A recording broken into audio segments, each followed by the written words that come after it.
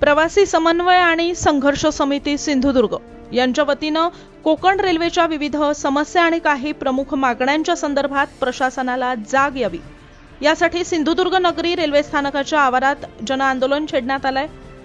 काही प्रमुख मागण्यांची पूर्तता व्हावी हा या आंदोलनामागचा मुख्य उद्देश असून ऑनलाईन मिळणाऱ्या तिकिटांमध्ये उपलब्धता नसणं, गणपती सणामध्ये तिकिटांची होणारी गैरसोय, गाड्यांची नसलेली उपलब्धता, त्याचप्रमाणे सिंधुदुर्ग जिल्ह्यामध्ये एक्सप्रेस गाड्यांना नसलेले थांबे, प्रवाशांची रेल्वे स्थानकावर होणारी गैरसोय आणि निवारा शेड या सर्व मागण्यांचा समावेश होता। थांबा मिळत नाही।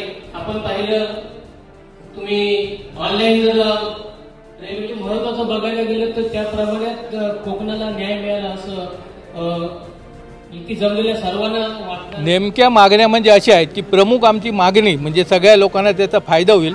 ज्या 16 गाड्या अशा आहेत की त्या रत्नागिरीहून सुटल्या की डायरेक्ट मडगावला थांबतात, सिंधुदुर्ग जिल्ह्यामध्ये एकही गाडी थांबत नाही। तर त्या गाड्यांसंदर्भात त्यांचं टायमिंग बघून आम्ही एक चार्ट त्यांना दिला आहे की या गाड्यांपैकी 4-4 गाड्या जर प्रमुख स्टेशनवर थांबल्या तर या ठिकाणी परराज्यातून जी मुलं येतात किंवा जे इथं अधिकारी आहेत मोठमोठे त्यांना सगळ्यांना ती सुविधा मिळेल। त्याच्यानंतर जी काही इथनं ज्या मडुरा ते दादर गाडी झाली तर त्या इथल्या स्थानिक लोकांना नेहमी झाली तर त्यांना फायदा मिळेल, ती सुद्धा आम्ही एक प्रमुख मागणी केली आहे। दुसऱ्या म्हणजे विविध या ठिकाणी प्लॅटफॉर्मवर शेड नाहीत किंवा जे निवारा आहेत ते जे मोडकळीस आलेल्या निवारा शेड आहेत त्या दुरुस्त कराव्या ही आमची मागणी आहे।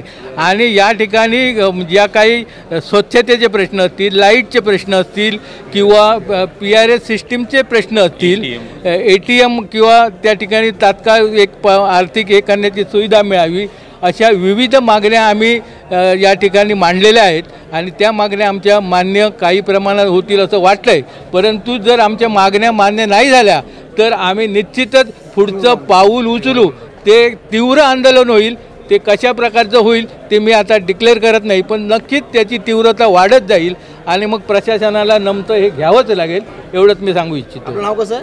माझं नाव प्रकाश पावसकर, सिंधुदुर्ग कोकण रेल्वे प्रवासी संघर्ष आणि समन्वय समिती अध्यक्ष।